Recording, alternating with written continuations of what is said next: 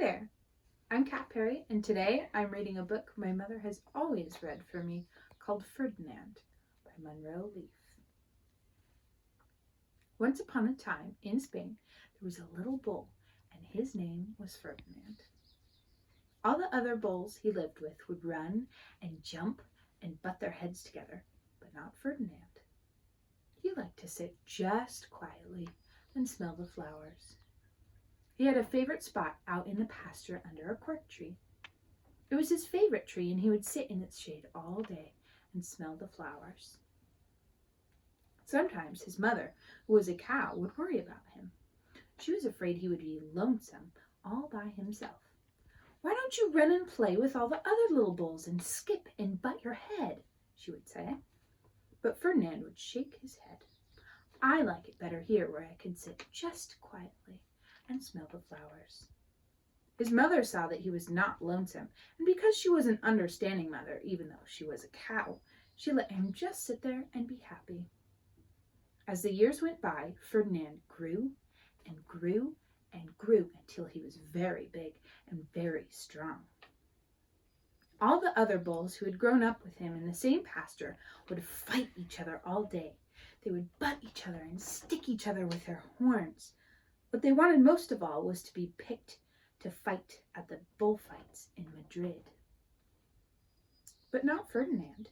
He liked to sit just quietly under the cork tree and smell the flowers. One day, 5 men in very funny hats came to pick the biggest, fastest, roughest bull to fight in the bullfights in Madrid.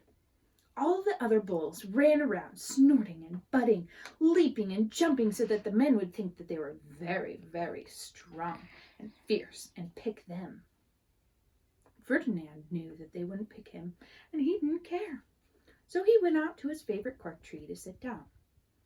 He didn't look where he was sitting, and instead of sitting on the nice cool grass in the shade, he sat on a bumblebee. Well, if you were a bumblebee and a bull sat on you, what would you do? You would sting him. And that's just what this bee did to Ferdinand. Wow, did it hurt!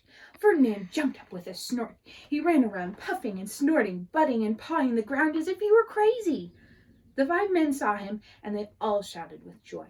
Here was the largest and fiercest bull of all, just the one for the bullfights in Madrid. So they took him away for the bullfight day in a cart. What a day it was! Flags were flying, bands were playing, and all the lovely ladies had flowers in their hair. They had a parade into the bull ring. First came the banderilleros with long, sharp pins with ribbons on them to stick in the bull and make him mad. Next came the picadors, who rode skinny horses, and they had long spears to stick in the bull and make him madder. Then came the matador, the proudest of them all. He thought he was very handsome and bowed to the ladies.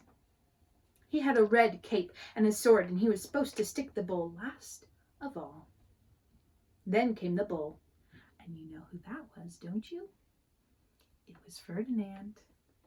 They called him Ferdinand the Fierce, and the banderilleros were afraid of him, and the picadores were afraid of him, and the matador was scared and stiff.